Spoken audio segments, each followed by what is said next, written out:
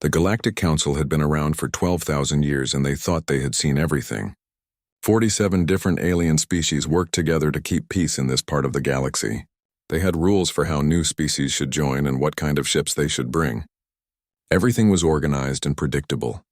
When the humans sent their first message saying they wanted to meet, the Council thought it would be just like all the other times before. Ambassador Krell stood on the bridge of his ship and waited. He was a vaccine, which meant he had scales and was taller than most species.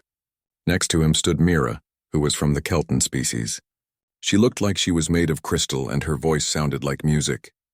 They were both excited but not worried. New species always brought 3 or 4 small ships to the first meeting. That was normal. That was safe. Krell looked at the empty space in front of them. Soon the human ships would appear. He expected to see some basic vessels, nothing special. Maybe they would be a little different in design, but still small and manageable. The Council would welcome them, explain the rules, and help them join the galactic community. It was a process that had worked thousands of times. Then space started to ripple like water. The first human ship came through. Krell felt his breath stop in his throat. The ship was massive. It was 5 times bigger than his own diplomatic vessel. The hull was dark gray and covered with weapons. He could see rows and rows of gun ports and missile tubes. Big letters on the side said UNS Defiance. This was supposed to be an escort ship for a peaceful meeting, but it looked like it could fight a war all by itself. Mira made a small sound of shock. Her crystalline body was shaking slightly. She whispered that surely this was their main ship and the rest would be smaller. Krell hoped she was right, but something told him she was wrong. Space rippled again. Another huge ship appeared. Then another. And another. 7 more vessels came through, each one bigger than anything the Council normally used. The smallest one was still twice the size of Krell's ship. They all had weapons and armor. They all looked ready for battle, even though this was supposed to be a peace meeting. Then the final ship arrived and Krell forgot how to breathe. It was a monster. It was nearly 4 kilometers long. That was longer than some space stations. It had so many guns that Krell could not count them all. Small fighter craft flew around it like birds. The name on its side was UNS Titan's Promise. It was the kind of ship that could destroy planets if it wanted to. Krell had been a diplomat for 50 years. He had met hundreds of species. He had never been scared during a first contact before. Now his hands were shaking. Next to him, Mira was frozen in place. The communications officer looked terrified. Nobody on the bridge knew what to say or do. The communications officer finally found his voice and said the humans were calling them. Krell told him to put it on screen. He tried to look calm even though his hearts were beating fast enough to hurt. A human face appeared. The man had gray hair and sharp eyes. He wore a military uniform with lots of medals. He looked confident and friendly, but Krell could see the strength behind those eyes. This was someone who knew how to fight. The human spoke in a language that the translation computers quickly decoded. He said his name was Admiral Jack Morrison, and he commanded the first contact fleet. He said humans were honored to meet the Council. He spoke like this was a normal meeting and his fleet was not absolutely terrifying. Krell tried to respond, but his voice cracked. He cleared his throat and tried again. He welcomed the Admiral and said the Council was pleased to meet them too. Then he said something about how impressive the human ships were. He could not think of anything else to say. His brain had stopped working properly. Morrison smiled and thanked him. Then he said something that made everything worse. He said these ships were just standard diplomatic escorts. Nothing fancy. Just the normal ships they used for peaceful meetings. Standard escorts. The words kept repeating in Krell's head. If these were standard escorts, what did their actual warships look like? Mira stepped forward and asked a question. Her voice was shaking, but she needed to know. She asked how many ships the humans had in total. Krell wished she had not asked, but he also desperately wanted to know the answer. Morrison answered like it was no big deal.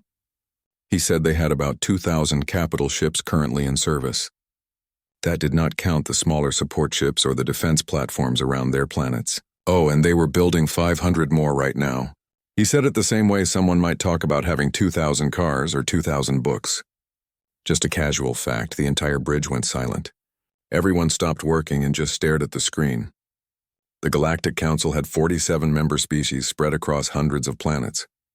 Their entire combined fleet had fewer than 800 ships.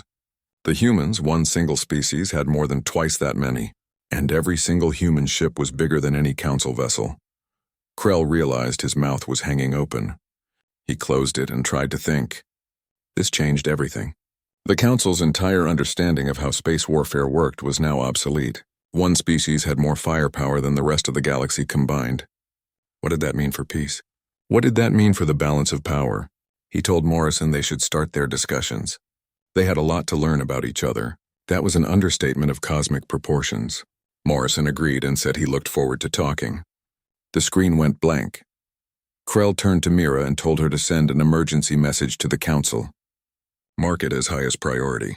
Tell them everything had changed. The whole galaxy had just shifted and nobody was ready for it. As his communications officer sent the message, Krell looked back at the view screen. The human fleet hung in space like a threat or a promise. He was not sure which. Maybe both. One thing was certain, though. The galaxy would never be the same again. The humans had arrived and they had brought enough firepower to reshape everything. The Grand Assembly Hall was packed with more aliens than it had ever held before. Every species in the Galactic Council sent representatives and they all wanted to talk at the same time. The noise was incredible. Voices chirped and growled and whistled in hundreds of different languages. Holographic screens floated in the air showing pictures of the human fleet. Everyone had seen the images by now. Everyone had an opinion. Supreme Counselor Ven stood at the center platform and raised his forearms high. He was old even by Tharsis standards, and his voice carried authority. The hall slowly went quiet. Ven spoke clearly so everyone could hear. He said they all knew why they were here. The humans had arrived and they were not what anyone expected. He gestured at the biggest hologram which showed the Titan's promise in all its terrifying glory. Commander Drake stood up fast. He was Ylith, which meant he wore an exoskeleton that clicked when he moved. He said the human ships were a clear threat to everyone. They had enough weapons to destroy every council world if they wanted to. The council needed to demand that humans reduce their military immediately. Many other delegates nodded and made sounds of agreement. Chief Scientist Lyra disagreed loudly. She was Phoenix, which meant she had feathers and a crest on her head that rose when she got excited. She said Drake was letting fear control his thinking instead of logic. The humans had been polite and respectful. Admiral Morrison had not threatened anyone. They should not assume the worst about a species they just met. Drake turned to face her. He said diplomacy meant nothing if the humans had the power to do whatever they wanted. The Council had kept peace for thousands of years by making sure no one species was too powerful. The humans destroyed that balance just by showing up. If they wanted to take over, nobody could stop them. Ambassador Krell asked to speak. He still looked shaken from meeting the human fleet 2 days ago. Ven gave him permission to address everyone. Krell said he thought the Council was thinking about this all wrong. He had spent 2 full days talking with Admiral Morrison and the other human diplomats. The humans did not think like Council species did. They came from a completely different background. Drake asked what he meant. Krell activated another hologram that showed Earth, the human homeworld. He explained that Earth was what the Council classified as a death world. The gravity was 20% higher than standard. The weather was extreme and unpredictable. Dangerous animals were everywhere. Worse than all that, humans had spent most of their history fighting wars against each other. They built these massive ships not because they wanted to conquer anyone, but because they learned the universe was dangerous and they needed to survive it. Drake asked what they needed to survive against. They had achieved peace among themselves before going to space. What threats required ships that big? Krell showed more images of the human solar system. He said humans worried about everything. Their asteroid belts were incredibly dangerous. Comets regularly came close to hitting their planets. They had already stopped 3 different asteroids that would have killed everyone on Earth. To humans, space itself was the enemy. Everything out there wanted to kill them, so they built ships that could survive anything. Admiral Carter asked if Krell was saying humans, built big because they expected disasters, that Council species never worried about. Krell said yes, exactly that. He had asked Morrison why human ships had such thick armor and so many backup systems. Morrison looked confused by the question. He answered that of course ships needed multiple backups. Why would anyone build a ship any other way? To humans, flying in space without 3 separate power systems was insanely dangerous. Scientist Lyra brought up technical data about human ship designs. She said human ships were actually very inefficient compared to Council designs. Where Council ships used energy shields, humans used armor plating that was meters thick. Where Council ships had one reactor, humans installed 4. They had backup systems for their backup systems. Everything was overbuilt and redundant. Drake said this was all very interesting, but it did not change the basic problem. The humans could threaten every Council world whether they wanted to or not. Their intentions did not matter as much as their capabilities. A new voice spoke up from the back. Counselor Thane represented the border worlds, the planets on the edge of Council space where pirates and unknown dangers lurked. He said everyone was thinking about this wrong. Yes, the humans could threaten every world, but they could also protect every world. For 8 years, his people had asked the Council for more protection. Every time they were told the Council fleet did not have enough resources.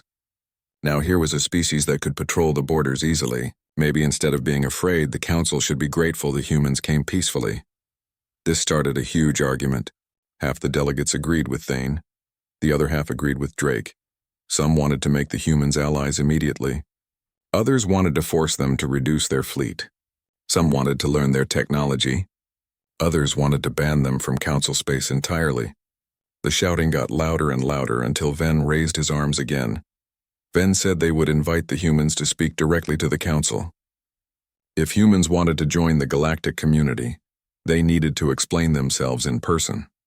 Let the Council hear from them directly instead of guessing at their intentions. The session was over until the humans could come and testify. Everyone needed to calm down and think carefully about what to do next. The delegates started filing out, but many stayed in small groups, still arguing. Krell remained in his seat, staring at the hologram of the human fleet. He wondered what the humans were thinking right now. Were they having similar debates about the Council? Did they see the Council as potential friends or potential threats? He thought about his conversations with Admiral Morrison over the past 2 days. The Admiral had been open and honest, or at least he seemed to be. Morrison talked about human history like it was a series of lessons learned the hard way. Every disaster taught them something. Every near-extinction event made them build stronger. They were not aggressive by nature. They were cautious to an extreme degree that seemed almost paranoid. But was paranoia the right word when the dangers were real? Humans had nearly died out multiple times on their own planet. Then they went to space and found even more ways to die. From their perspective, building massive ships with ridiculous amounts of redundancy was not excessive. It was common sense. Krell sighed and stood up. He needed to prepare for the human testimony. Morrison had agreed to speak to the full Council and bring some of his officers. Krell hoped the Admiral could make the Council understand. He also hoped the Council would listen with open minds instead of just being afraid. As he left the hall, Krell looked one more time at the Titan's promise on the hologram. That ship could destroy his entire civilization if it wanted to, but it could also protect his entire civilization from things the Council had never faced. Which one mattered more? He supposed they would find out soon enough. The humans were coming to speak and the whole galaxy would be listening. The Grand Assembly Hall looked different than before. Workers had built a special platform in the center that could support human weight since their gravity was much stronger than most species used. Every seat in the hall was filled, and even more observers watched through holographic links from distant planets. This was the most important meeting in Council history, and everyone knew it. Admiral Morrison walked in first wearing his crisp military uniform. 2 other officers followed him. Behind them came Dr. Lisa Grant, who studied alien life, and General Paul Stevens, who commanded human ground forces. They walked to the center platform and stopped. Morrison looked up at the tiers of alien representatives surrounding them. He did not look nervous at all. Supreme Counselor Ven spoke in a voice that echoed through the chamber. He welcomed the human delegation and said the Council was ready to listen. Morrison had asked to address them directly. Now was his chance. Morrison stepped forward and thanked the Council for hearing them. He said humans came with open hands and honest hearts. He knew their arrival had scared people, and he understood why. Fear made sense when something unknown and powerful appeared. But he hoped to ease that fear by being completely transparent about who humans were and why they built the ships they did. He made a hologram of Earth appear above them. He said this was humanity's home. To the Council, it probably looked beautiful. To humans, it was a harsh teacher that nearly killed them over and over. Plagues had wiped out millions. Earthquakes destroyed cities. Volcanoes blocked out the sun and caused ice ages. Humans survived because they had no other choice. They learned to prepare for the worst or they died. Dr. Grant took over and explained what happened when humans first looked at space. Every probe they sent found new dangers. Radiation that could kill in minutes. Asteroids moving fast enough to destroy planets. The vacuum of space that would kill anyone who made even a small mistake. Space was not friendly. It was actively trying to kill them every single day. She showed images of human shipyards in orbit around Earth. She said humans built carefully with every lesson they had learned from nearly dying. Every ship was designed to survive the worst disaster they could imagine. Every system had backups. Every crew member trained constantly for emergencies. This was not paranoia. This was survival instinct based on thousands of years of hard experience. Commander Drake stood up and his exoskeleton clicked loudly. He said the explanations were nice, but they did not change facts. Human ships were more powerful than the entire Council fleet combined. What was stopping humans from just taking whatever they wanted? General Stevens answered in a firm voice. He said humanity had learned a very painful lesson through their bloody history. Conquest was expensive and destructive, and it never lasted. Humans did not survive Earth by dominating each other. They survived by learning to cooperate. The United Nations existed because humans chose unity over endless war. They were done with conquest. It cost too much in lives and suffering. Drake said those were pretty words, but humans still built an armada that could destroy the Council. Stevens did not get angry. He just nodded and said yes. Humans did build a huge fleet, and he would explain why with complete honesty. Morrison pulled up star charts showing the space humans had explored. He said in the first 50 years beyond their solar system, humans encountered 17 different phenomena that nearly destroyed ships. Rogue planets appearing out of nowhere. Gravitational anomalies that crushed hulls, dark matter storms that disrupted every system. Humans mapped carefully as they explored, but they also built ships strong enough to survive things they could not predict or avoid. He zoomed in on one specific area and told a story. 8 years ago, a colony ship called Horizon Dawn was carrying 3,000 people to a new world. They encountered an energy wave that passed through normal space and shut down every system on the ship. The only reason those 3,000 people lived was because the ship had 4 independent power cores. If they had relied on just one reactor like most ship designs, everyone would have died in the cold darkness of space. The hall went very quiet. Every delegate leaned forward to listen more carefully. Dr. Grant added that humans also built big because their ships carried everything they might need. Human vessels were not just military ships. They were mobile cities with farms and hospitals and factories. The Titan's promise could feed thousands of people with its food production facilities. It had medical centers as good as any planet-side hospital. It had manufacturing plants that could build almost anything. Humans did not assume they would find help in space. They brought everything with them because that was the smart thing to do. Counselor Thane asked if human philosophy was basically self-sufficiency taken to an extreme level. Morrison smiled and said that was a good way to describe it. Then he pointed out that when Ambassador Krell's ship had a small power problem during their first meeting, human repair crews had been ready with replacement parts within minutes. Not because humans expected Krell's ship to fail, but because humans always prepared for anything that might go wrong. Morrison looked around at all the different species watching him. He said humans did not expect the Council to change their ways or become as cautious as humans were. He only asked that the Council understand why humans were the way they were. Yes, human ships were huge. Yes, humans had thousands of them. But they were tools for exploration and survival, not weapons for conquest. Admiral Carter stood up and asked a hypothetical question. If the Council faced a threat they could not handle alone, would humanity help them? Morrison did not hesitate even for a second. He said absolutely yes. Humans believed the galaxy was safer when civilizations worked together. Any threat to the Council would eventually threaten humanity too. Beyond practical reasons, helping others was simply the right thing to do. That was a basic human value. Commander Drake asked another question. If the Council asked humans to reduce their fleet size as a show of good faith, would they do it? Morrison's expression hardened just a little.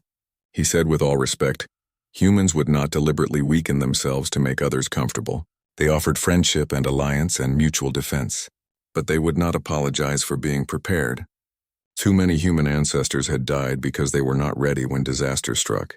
Humans would not dishonor those deaths by forgetting the lessons learned. Supreme Counselor Venn raised one arm. He thanked Morrison for his candor and honesty. The council would now deliberate in private. The humans would have an answer soon about whether the council accepted them or not. As the human delegation walked out, the chamber exploded with discussion. Some delegates were convinced by the human explanations. Others remained skeptical and worried. But everyone agreed the galaxy had changed. The question now was whether that change would be for better or worse. Only time would tell if humans and the council could truly become allies or if fear would win over hope. 3 weeks after the humans spoke to the council, everything changed in the worst possible way. An emergency signal came screaming across space from a border colony called Trell 4. The message was breaking up and hard to understand, but the terror in the voice was clear. Unknown vessels were attacking. Massive energy signatures everywhere. The attackers were not responding to any communications. Colony shields were failing. They needed help immediately. Then the voice said something about how many ships there were, and the transmission cut off into silence. Commander Drake stood in the Council Military Command Center staring at screens that showed nothing good. The attacking force had 47 ships according to the last scans. They belonged to a species the Council had never seen before. Every attempt to identify them came back negative. They had appeared without warning, destroyed everything at Trell 4, and then vanished back into hyperspace. Supreme Counselor Venn demanded to know how long until Council ships could reach Trell 4. Drake checked the tactical display and gave bad news. The nearest Council battle group was 16 hours away at maximum speed. But it did not matter anymore. The colony was already gone. Worse than that, the attackers were already moving to hit another target. By the time Council forces assembled a response, 3 more colonies would be destroyed. Admiral Carter studied the attack patterns on her screen. She said the enemy tactics were professional and efficient. They jumped in fast, overwhelmed whatever defenses existed, and jumped out before help could arrive. They were not trying to conquer territory. They were trying to kill as many people as possible and destroy as much as possible. Counselor Thane spoke, but his voice sounded hollow and broken. He said his nephew had lived on Trell 4 with his family. 12,000 people had called that colony home. Now they were all dead, just gone like they never existed. Venn closed his eyes for a moment. Then he ordered full military mobilization across all Council worlds. Every ship needed to be ready for combat. He also said someone should contact the humans and warn them. If this enemy force was moving through Council space, they would eventually reach human territory. The humans deserved to know what was coming. Drake started to say the Council could not ask humans to fight their battles for them. Venn cut him off. He said he was not asking humans to fight. He was warning them of danger. That was what allies did for each other. They shared information about threats. Ambassador Krell volunteered to take the message personally. His ship with 2 Council frigates as escorts headed toward human space as fast as they could go. When they got close to where the human fleet was supposed to be, Krell got a surprise. The human ships were not sitting still. They were already moving into battle formations. Admiral Morrison's face appeared on Krell's view screen before Krell could even send a message. Morrison said they had picked up the distress call from Trell 4. They had also detected the attack fleet on their long-range sensors. He asked what the Council's status was.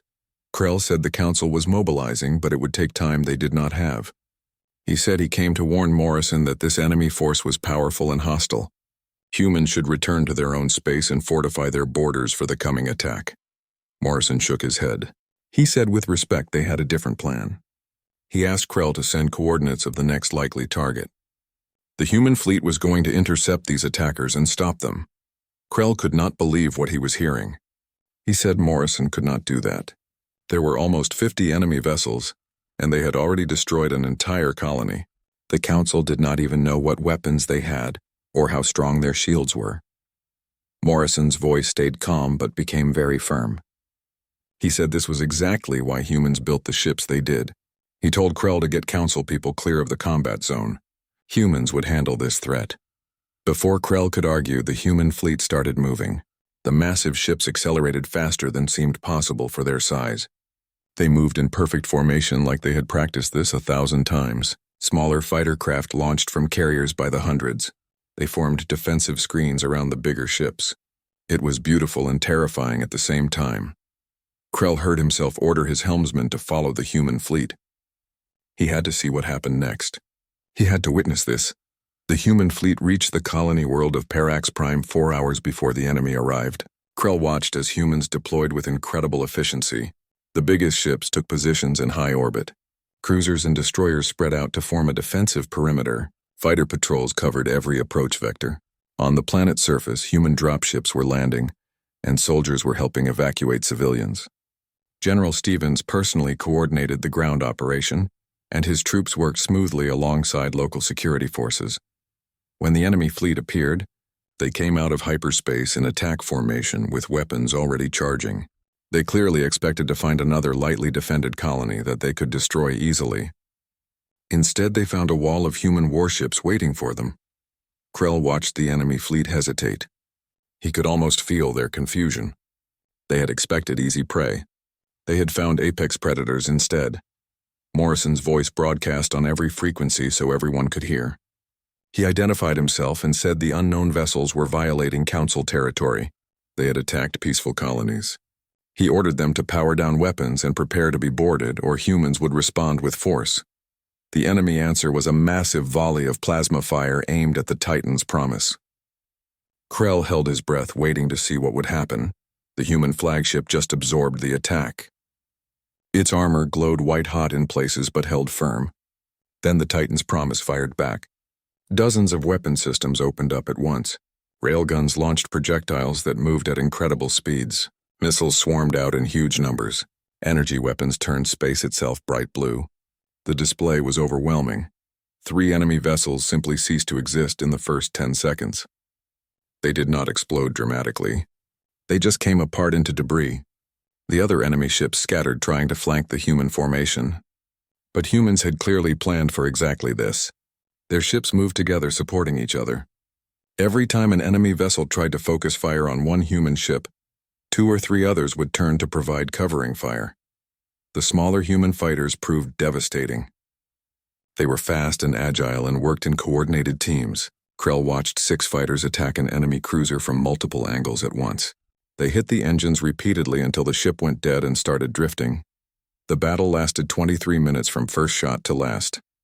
When it ended, 30 enemy vessels were nothing but wreckage. The remaining 17 were trying to run away. Morrison ordered pursuit. Human ships chased them down systematically and disabled each one without destroying it. Morrison gave specific orders over the comm. He said not to destroy enemy ships if it could be avoided. Humans needed prisoners. They needed to know where these attackers came from and why they were killing colonies. As the last enemy vessel was captured, Krell realized his hands were shaking. The humans had just accomplished in less than half an hour what would have taken the entire Council fleet days to do if they could do it at all. Morrison's face appeared on Krell's screen again. He said the immediate threat was neutralized and humans were securing prisoners. He asked if the Council wanted humans to hold position at Parax Prime or continue patrol sweeps of the border. Krell found his voice, though it shook. He said the Council needed to have another conversation with humanity. A very different conversation than before. The Grand Assembly Hall felt completely different now. Where there had been fear and uncertainty before, now there was relief mixed with awe. Holographic displays showed footage from the Battle of Parax Prime over and over. Everyone had watched the humans defeat an enemy that seemed unstoppable. The efficiency of human tactics was undeniable and impressive. Admiral Morrison stood at the central platform again, but this time, General Stevens and Dr. Grant stood beside him with different energy. They were no longer outsiders asking to be accepted. They were proven defenders who had saved lives. The whole atmosphere had changed. Supreme Counselor Venn spoke first, and his voice carried genuine gratitude. He said the Council owed humanity a debt that could not easily be repaid. Humans had saved Parax Prime and countless innocent lives.